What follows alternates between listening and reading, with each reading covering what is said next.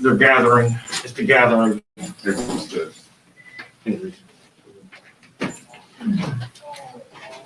What's going on? How are we doing? Where's Sam? Hey, Sam.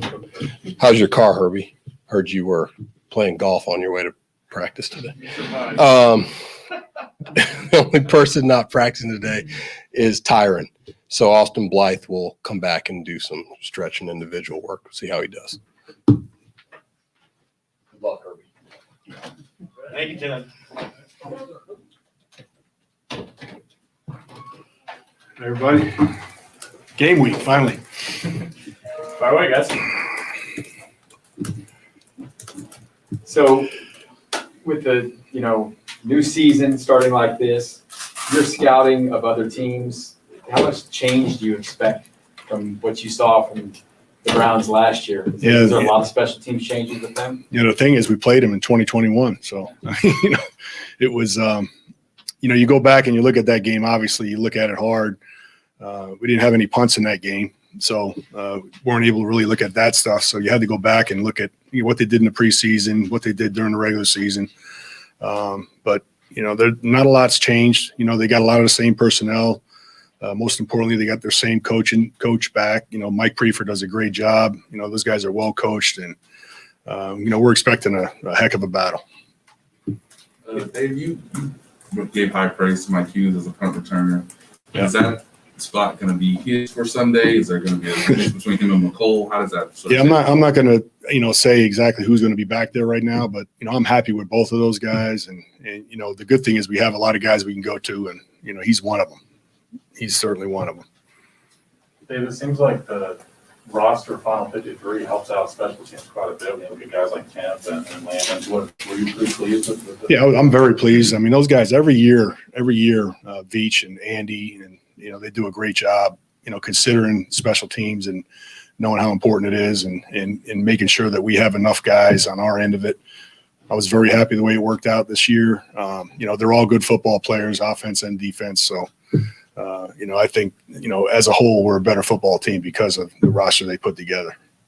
You guys were without Dorian for a bunch of games last year. Just how critical is it to have him fully healthy? Yeah, I mean, a healthy Dorian helps us on special teams. Dorian's, obviously one of our key, players for special teams, and having him on the field is important. We did miss him a bunch last year. Other guys had to fill in for him, so it's good to have him healthy and start the year off with him out there on the field. Hey, Coach, Harrison Butker nailed that 64-yarder to get y'all Labor Day weekend off. Yeah. Coming into this year, is it realistic to say his range could be up to 70 yards? In the right conditions, yeah, he could. I mean, if in the pregame, if there was a strong wind behind us, I mean, he could certainly hit a 70-yarder. That kick that he made in practice wasn't under a hard rush. There was a lot of situation, but we did have a little bit of wind behind us, and he probably would have made it from 68 if you looked at it. How far it went. So, a 70 yards is not out of the question for him. In the right conditions, he can do it. But we're not going to throw him back there in those, a lot of situations like that, just because of the field position. If you miss a field goal like that, the field position that you're giving up is so much that, you have to really consider that, but at the end of a half, with a couple seconds left in the game or in the half, and you get out there and you might want to try something like that if the situation was right. When he first got here, he was still a young guy, obviously. Did you see him realistically developing this kind of range? We knew he had a strong leg. We saw that, and then when we first got him, he was really hitting the ball really high. He had a really high trajectory. We knew if we could lower his trajectory a little bit, that his power would be even better. And that's really what he's developed over the time. So he's definitely got one of the strongest legs in the league for sure. You talk to, when a guy's going good, do you talk to him or you just stay away from him because you don't want to mess? Just keep going. Yeah, I always say I'm a manager. I'm a manager. I'm gonna making sure that they don't kick too much, making sure Tommy doesn't punt too much. Let them do their thing. They got their own little world now that they and I kind of stay back from it. I step in when I need to, but I'm more of a manager with those guys than I am an actual every down coach, so to speak, or a kicking coach, like a golf coach or a golf swing coach, So it's a little different for me. How do you think the whole idea of the snap and the hold and all that stuff, the group of three working together, they haven't done it as long as the group you had before. How's that come along? You know, 100% confident in all of that part? 100% confident, having all those guys together again. And they talk about the stuff all the time. And they're always working. I mean, they'll work an entire practice on the operation and different ins and outs and what we're going to call this, what we're going to call that. And, every once in a while they let me in on what they're doing, so that's the way it goes. So, but they're, I'm very confident in those guys and what they do for sure. You were talking about, the field position after like a missed long field goal. It seems like analytics has greatly changed in the conversation about whether you pick, punt, field goal, whatever it may be, or you go for a fourth down. From your perspective as a special team coordinator, how has that affected your job as far as how you prepare the guys for those situations and for the decisions about whether you pick or go for it? It depends on who you're playing. It depends on how your offense is doing. It depends on how your defense is playing. Is it a field position game? Is it a game where we just need to pin somebody down there on punt and, instead of, kicking a field goal. I mean, it all depends. There's so many factors that go into it. Analytics will say one thing, but the weather could say another. There's just so many aspects to it. But we use analytics as just a tool. It's just a tool, but it's not the end all. It's not the thing that we're gonna. Mike Frazier's our guy. He's up there in the box, and he's always telling us, different things. Giving us advice as far as what the analytics say. And then you have to take that information and then you have to, input it to what you're getting in the game, weather-wise and what team you're playing and how your offense is moving the ball, how your defense is stopping them. Is there any area where you feel like analytics has maybe changed your decision-making or thought process? No. Couple more? Not for me. Okay. All right, thanks. Thank you. See you.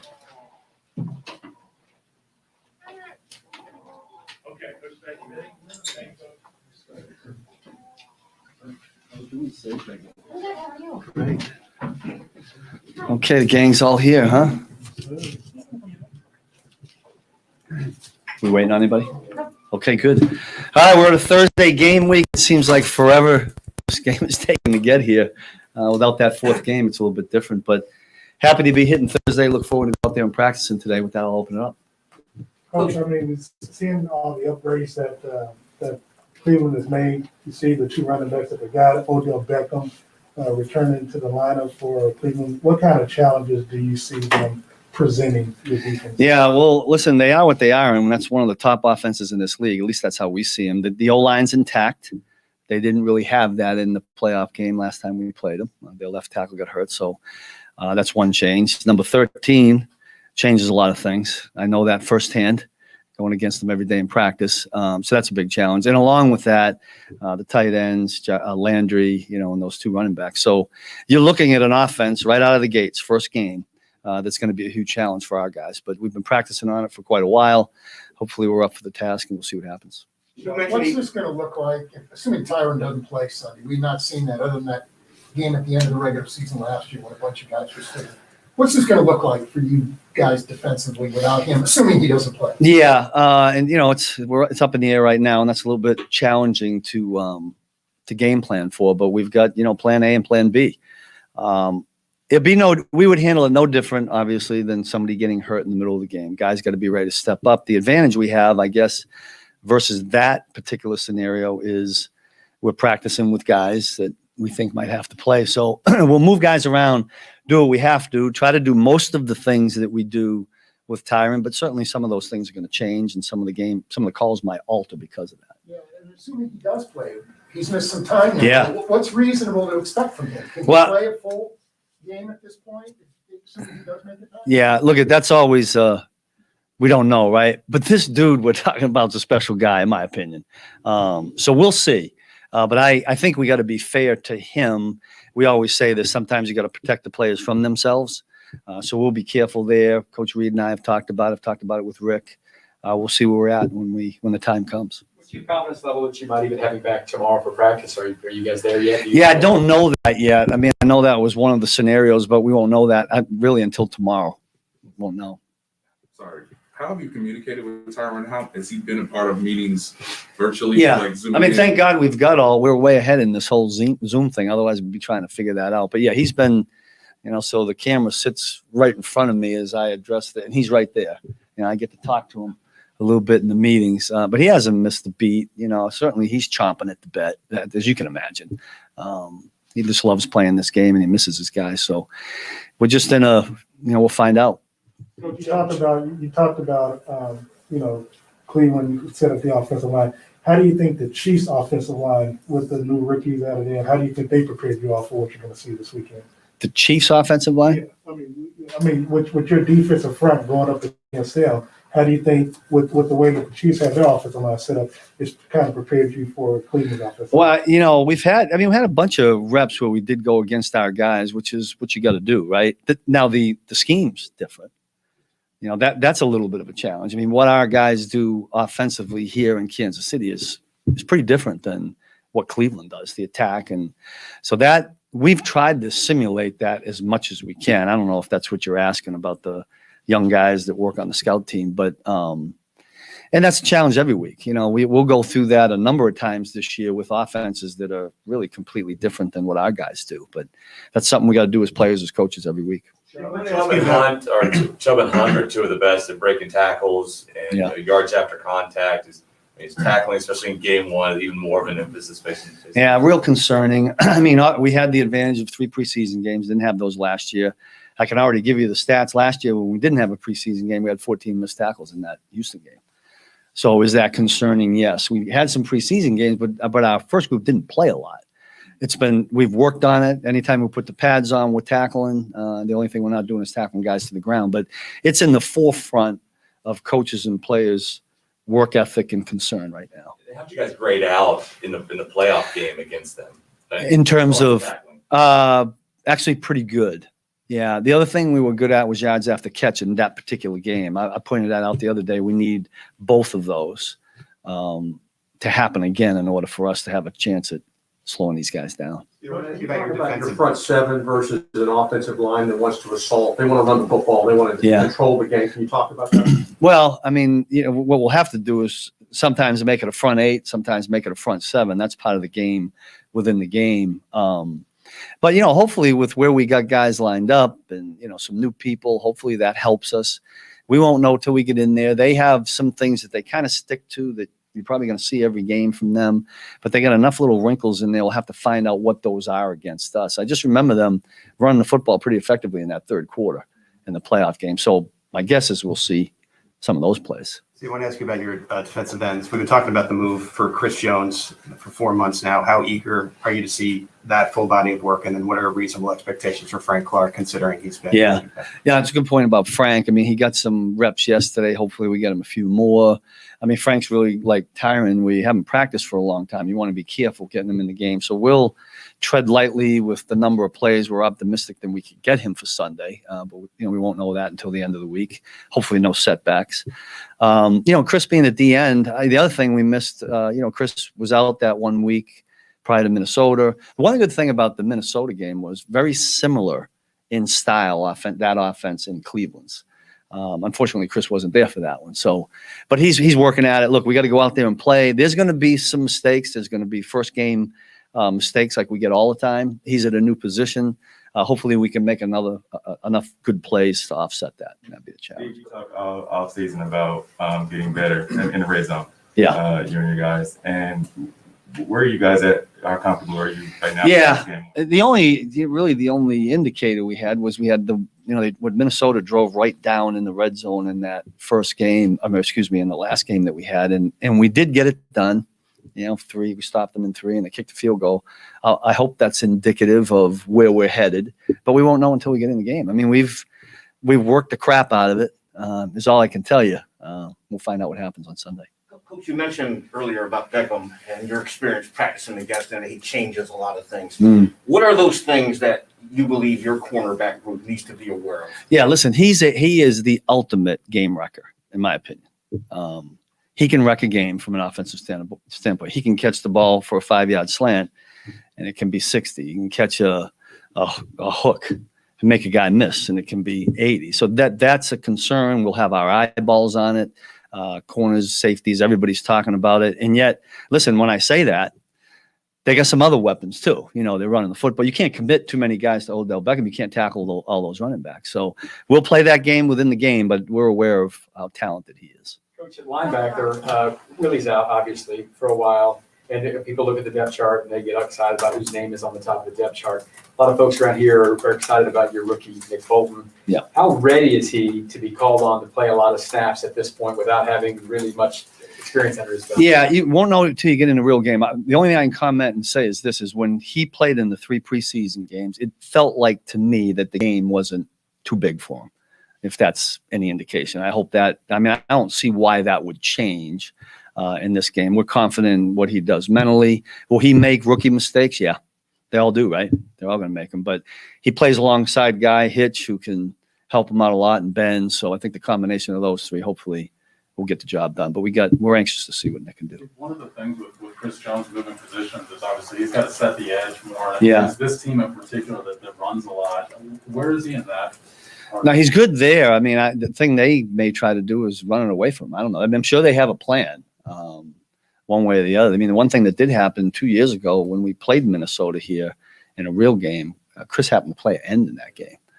So Kevin over there on offense, I think he's got a plan for what he's going to do. We'll just have to have a better plan somehow. Anyone else? Good. Thanks, guys. Thank you.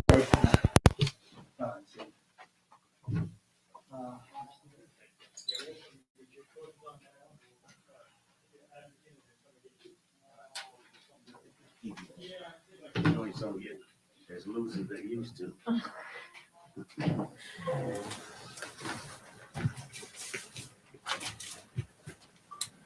right.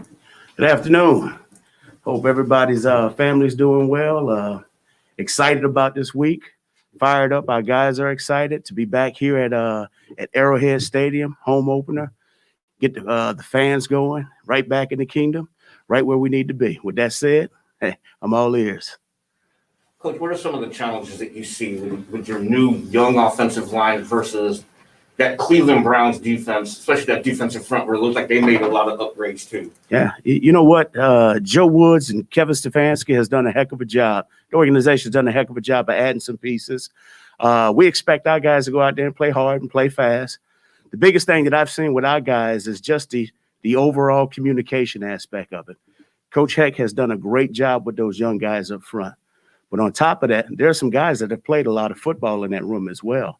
We got Mike Rimmers, we got the Doc, we got Andrew Wiley. You know, you got Kyle Long, who's been around. My point is those guys are fired up. They're eager to get out there. And you know what? It's not going to be perfect, okay? But when it's all said and done with, as long as they're accountable, they're playing hard and they're playing fast, and they're living in that moment and understanding that the only thing that matters is the next play. That's all that matters. How important was it for you guys to identify your starting five fairly early in camp so they could really start to mesh and have that kind of cohesiveness? You know what? I think that's very important just because of what you said. Chemistry has to be formed, and it has to be a bond that becomes, thicker than anything. And so those guys, they spend a lot of time together, okay? They do a great job of communicating. Obviously, they study well together. And like I said, it's not anything that's always perfect. But the thing that I appreciate about them is how hard they play, how physical they play. But on top of that, it is important for them to make sure that they're doing their job and being accountable to the rest of the guys. Are they physical? Are they going to be on paper? When you brought this group in, it looked like they were going to just be a team that could just run right at you and run over you. Is that the reality? Well, the reality is this: we got to go out and play this team. What time is kickoff? 3:05? 3:25. We're going to find out. Yes. But yes, that's what you always envision. You want your guys to be physical. You want them to go out there and put everything on display that we've talked about. But we also understand this is the NFL. Those guys on the other side of the ball get paid too. And so, like I said, when it's all said and done with, we want our guys to go out there and play hard, all right, and play fast. But more importantly, be accountable, live in the moment, and focus on the next play, because that's the only thing that matters. ready do you feel Clyde is for all 3 downs when it comes to maybe needing to pass protect, especially on 3rd down? You know what? I'm feeling very comfortable about Clyde adding to his role and what he does. Coach Slew has done a great job with him. He's done a great job with all those guys, in fact. And I think those guys pretty much showed you exactly what they're capable of during the preseason. But Clyde, the best thing about Clyde is that he's had an opportunity to digest everything during the offseason. And so that's huge. On top of that, he's had an opportunity to get out there and put it on display in training camp. And so with this additional week, now with everything that we've had an opportunity to study, I think Clyde's going to be fine. You know, I think the entire group is going to go out there and do what is expected of them to do.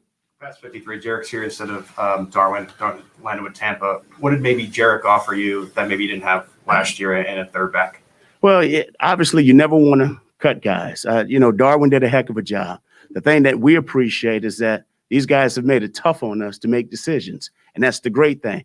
That means that our guys, Veach and them, have always done a great job. They're doing an even more better job by creating competition at all positions. But you hate to lose a young, talented kid as Darwin. But also, we're excited about the addition of Jarek. I think Jarek brings a lot. He brings a great deal of experience. He's done a great job of playing on special teams. On top of that, he can run the ball too, and he can catch out of the backfield. So he brings us a little bit of everything that we love, when executing, doing what we do on our side of the ball. The last couple of years, you guys have had to go out about this time and bring in a veteran back. Mm-hmm. How do you feel about the depth with those 3 guys? I'm knock on wood. I'm feeling pretty good. But these guys have been working their tails off, But Clyde has done a heck of a job. Daryl, obviously, is the jack of all trades. He's done a heck of a job since he's been here. And Jarek has. And just like we just discussed about the O-line, those guys have a great chemistry. On top of that, you guys have met the coach in Greg Lewis. He's a little special, but he's an outstanding coach, and he does a heck of a job with them. You guys missed that, huh? I didn't miss that. This is the opportunity to, I guess, explain what makes Greg special. But I'm not going to do that. No, I figured such. But what excites you most about seeing McCole now going into year 3, similar to what you said with Top Clyde, everything that's gone on in the offseason for him? Just playing with more confidence and exuding more confidence, allowing himself to just run and do the things that we thought he was capable of doing. So, and we're fired up about, all the things that he brings to the table. But the thing that I'm excited about as well is that all the other guys are excited about him, and I'm always going to go back to the group in the room. Those guys support one another, and they realize how important they are to each other. So those guys make sure that everybody is being held at a high standard and that they're doing all the little necessary things that they need to do. And I'll say this again, once again, it's not always perfect, but the thing that they are doing, they're being accountable and they're making sure that they're doing it the right way to give us the best opportunity to be successful. Coach, in the year 4 being OC, with the talent that you have surrounding, as you mentioned before, how it makes it difficult to cut players.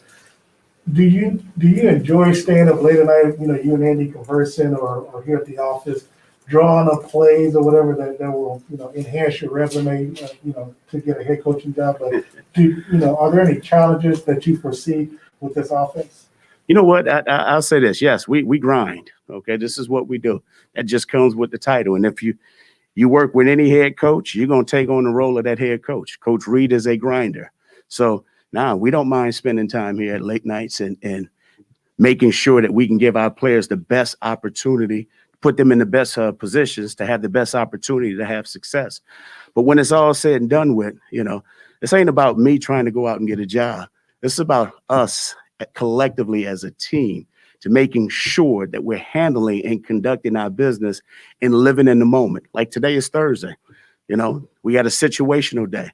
We want to make sure that we're focused on the day, focus on the individual reps, focus on the meeting, focus on the film study. That way we can give ourselves the best opportunity to go out and execute our jobs with great attention to detail on Sunday when it comes kickoff time. That last time around against the Browns, losing a quarterback in the middle of a playoff game, is that the ultimate challenge for an offensive coordinator? Was that one of the biggest challenges you faced in your job? You know what? I'll say this, and I'm not bragging or putting our staff on anybody's pedestal. We do a great job of making sure that we're dotting our I's and crossing our T's. Unfortunately, injuries happen. You never want them to happen, but you always got to have a contingency plan in case things do happen. And so we take a tremendous amount of pride in making sure that we have Chad ready for any and every situation that there is, and so that's our job as coaches. And just like if anybody was to go down at any other position, we need to make sure that those guys are ready to fill the positions and fill those roles that needs to be fulfilled. But at the end of the day, these guys understand, okay? They do not want to let each other down. And I'm going to keep coming back to this. Accountability goes a long way. That's why we do what we do. You've been more productive when Sammy Watkins has been on the field. How do you feel about the guys who are going to be running through that exposition right now and how they're able to support you, both, not just in the pass game, but the run game as well? You know what? I feel pretty good about him. Obviously, Sammy has been a central piece to everything that we've accomplished over the past few years, but Sammy's not here. And so it's the next man's opportunity. We've had, DeMarcus Rob, we've had D-Rob here for a number of years. D-Rob has done a lot of tremendous things for us. Also, we have McCole, we got Byron Pringle. We have a number of guys to step up and fulfill those roles. That's the beauty of it. Now, all of them bring something different to the table, but they all understand. They may not play every snap, but when they're out there, they're going to maximize the opportunity and make the most of it, because when it's all said and done with, it's about us making sure that we're putting ourselves in position to be victorious at the end of the game. About the Browns, they've added some speed. They talked about that they wanted to match up with teams like the Chiefs. Yeah. Well, first of all, it starts up front. And those two guys coming off the edge are very, very impressive. On top of that, they got a familiar face, kid by the name of Malik Jackson, who played with the Denver Broncos for a number of years. They got some backers that have a tremendous amount of experience. They drafted a young kid who's pretty athletic and can do a lot of things. They drafted the young corner. I mean, you look up and down this roster, there are some talented pieces. You know what? This is the NFL. You expect a challenge each and every week. Okay. Our personnel staff, each of them, have done an outstanding job of making sure that we have talent as well. And so we just want to make sure that we go out there and play up to our capabilities to give ourselves a chance. And we just have to play assignment sound football when it's all said and done. Thanks. First time I missed the Zoom call and raising my hand. But when you look at your running backs, I mean, I know you prepare guys for all situations, but do you foresee using guys in certain situations, or do you foresee it being kind of Clyde show and using other guys for depth purpose? You know what? I think you'll find out on Sunday. How about that one? But I will say this: all those guys bring something special to the table, and we're not opposed to Clyde going out there and playing 100 snaps. We're not opposed to all those guys having an opportunity and a role. Okay. At the end of the day, and I'm gonna say this again, we just want our guys to go out there and maximize the opportunities that are presented when on that field. All right. Thank you, guys. Thank you.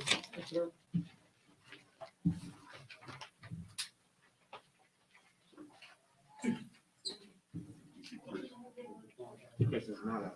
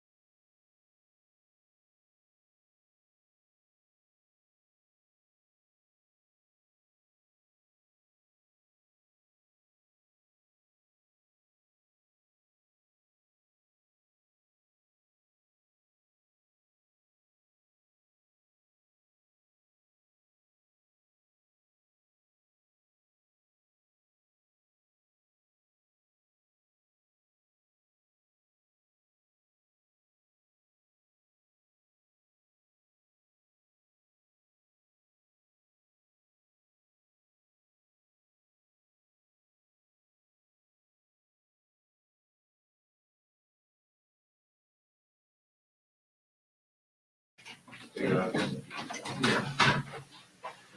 right, guys, fire away. Chris, you're someone that loves the fans of embracing that atmosphere at the stadiums. How pumped are you to have a full stadium on Sunday? It's exciting. It's going to be my first time in a new design locker room, and to have the experience to have all the fans back, it's truly remarkable, especially dealing with what's still going on this year and what occurred last year. Chris, looking at this offense that's coming in Sunday, what challenges do you think they present to you playing a new position, and also with the addition of Odell Beckham coming back? The overall team is built to run the ball. You know, they got I figured that we used to have Kareem Hunt, who was very aggressive, and Nick Chubb. Those guys set the standard, and then they got elite wide receivers with Odell Beckham and Jarvis Landry. So they present all type of challenges for our defense. So you got to play fast, physical, and try to match the physicality that they are giving us. You're one of these teams that people have kind of picked to go deep in the playoffs, maybe be a Super Bowl team. Y'all faced them last year in the playoffs. You pay attention to that stuff when someone's coming in. Is this like a statement type thing for you guys, or is that not on your mind at all?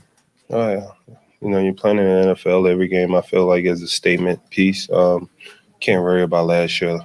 Every team is different going into this year, and every team mindset is different. So everyone is 0-0 right now. So, you know, you're still fighting for 1-0. So that's how we present it, and that's how we're going to go in at it. Baker Mayfield has a reputation and a history of talking sometimes funny, sometimes smack to the other team. Did he talk to you at all, talk to you guys last year in the playoff game? Not as I can remember.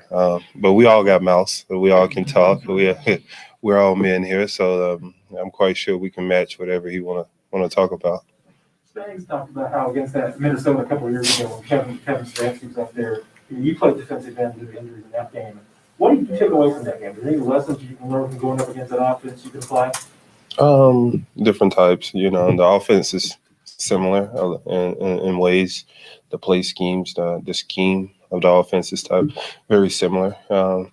Both teams love to run the ball.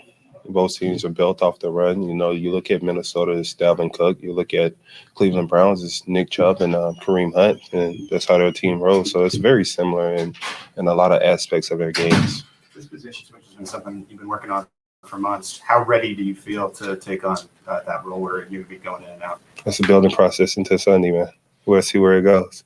And just to follow up on the stadium question, you're obviously a very emotional player. How do you keep cool? Like, what's your strategy on a Sunday to make sure you don't get too excited too fast? There's no cool on Sunday. We're going to have all the fans there. Might jump out of my helmet. It's no cool. It's no time to be cool. Coach Reed preach, let your personality show, and I'll be full blasted. How important do you feel for yourself personally to try to, within the team aspect, get off to a good start, getting sacks and stuff like that, so you don't come into a situation later on in the season where you're trying to get X amount of sacks? Man, I'm not worried about no sacks, man. Listen, our goal is to, especially my goal is to do whatever I possibly can to get myself in a position to make a play and better my teammates. If sacks come, it's very fortunate. But you know, sacks are like a plus. I try to do my job first, and whatever happens within the play is very fortunate of it. Chris, obviously, no matter which position you play on the line, you're sort of gauging run or pass, but specifically against a team that likes to run the ball a lot and playing defensive end where you could be on the edge. Does that change the mentality at all?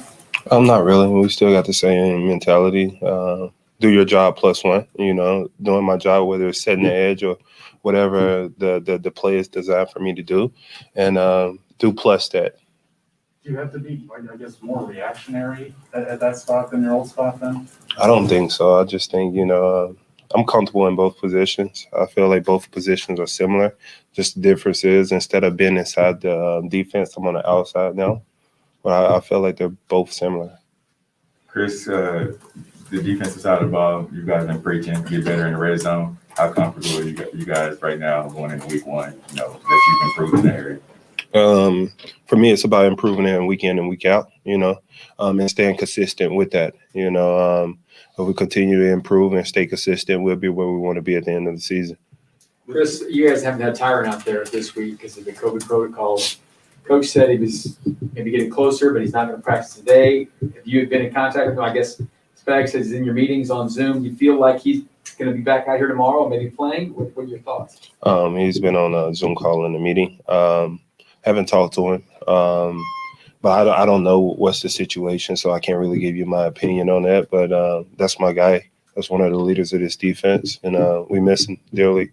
How much would it alter your leadership role, Chris, if he's not out there? And it would be the first time that since he's been with the team that you guys haven't played together.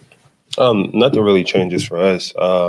His presence will be missed. What he brings to this team will be missed, and his leadership will be missed. But I put faith in our guys on the back end that we got guys that can step in and play real football, guys on this team that have been in situations where they played in the Super Bowl game unexpectedly because of a situation. So I'm definitely comfortable with the guys we got if anything extraordinary happened and where T5 can't play. One of the differences in the preseason that you guys just couldn't show was obviously playing with Frank and you on the outside together. Just how much of that do you think will have an impact on Sunday if you guys are able to play the way you guys expect to? It's going to be really fun. It's going to be really fun to have my brother on the edge and to have Jay Reed in the inside. He's been a great addition to this defense. His presence means a lot for this defense and gave us the flexibility to move me outside. So for me, it's an honor to play with those guys and what they bring to this defense. One of your roles will obviously be sitting the edge on rush downs. What do you remember about having to stop Kareem Hunt back when you used to go up against him at practice and training camp and whatnot? Kareem Hunt, I think he led the league in rushing yards his rookie year. I mean, you look at the guy history and his stats. I mean, speaks for itself. He's made a name for himself in this league, and he's a physical runner who can catch and has great speed out of the backfield. So, we got to try to affect him in some type of way. Got it? Thank you. You guys take care.